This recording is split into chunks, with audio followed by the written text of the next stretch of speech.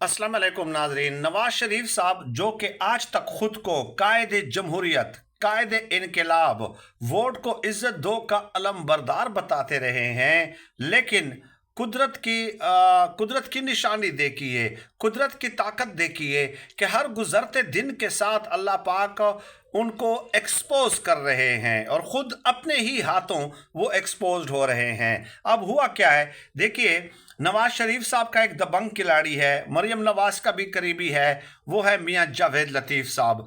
वो अक्सर talk shows में आकर सच्चाई और हकीकत बयान कर देते हैं और ब्लंटली जो है वो बात कर देते हैं।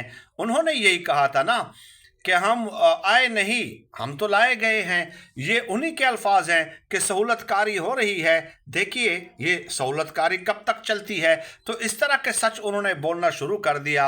अब हमारे एक दोस्त हैं, मेरे भी ज़ाती दोस्त हैं, बड़े अच्छा ताल्लुक़ है उनके साथ, मुग़ीस अली साहब। उन्होंने ये दावा किया है कि मियां जावेद लतीफ़ पे टॉक शोज़ में आने पे पाबंदी लगा दी गई है और ये गैर एलानिया पाबंदी है, इसका कोई नोटिफिकेशन नहीं होता। क्यों?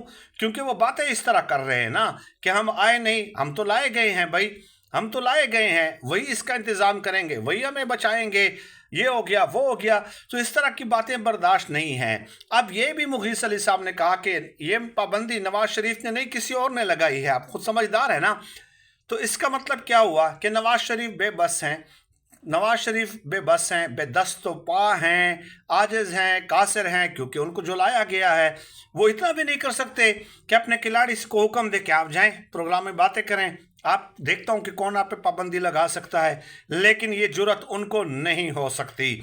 वजह क्या है कि 40 साल सियासत की और एट द एंड उसका अंजाम क्या हुआ है नवाज शरीफ साहब की सियासत का, आप खुद देख लीजिए ना कि डील करके और इस तरह खामोश हैं कि जैसे खुदा ना खास्ता अल्लाह पाक उनको लंबी ज़िंदगी दे। हम किसी के लिए इस तरह के जज्बात का इजहार कभी भी नहीं करते कि जैसे खुदा ना खास्ता वो दुनिया में हो ही नहीं, उनका कोई बयान ही सामने नहीं आता। ये है वो वोट को इज्जत दो का अलम बरदार। और उस वक्त जब हम कहते थे कि ये वोट को इज्जत दो का नारा एक फरेब है, एक धोखा है, तो लोग हमें गलत कहते थे। और आज नवाज शरीफ साहब खुद जो है ये चीज़ साबित कर रहे हैं।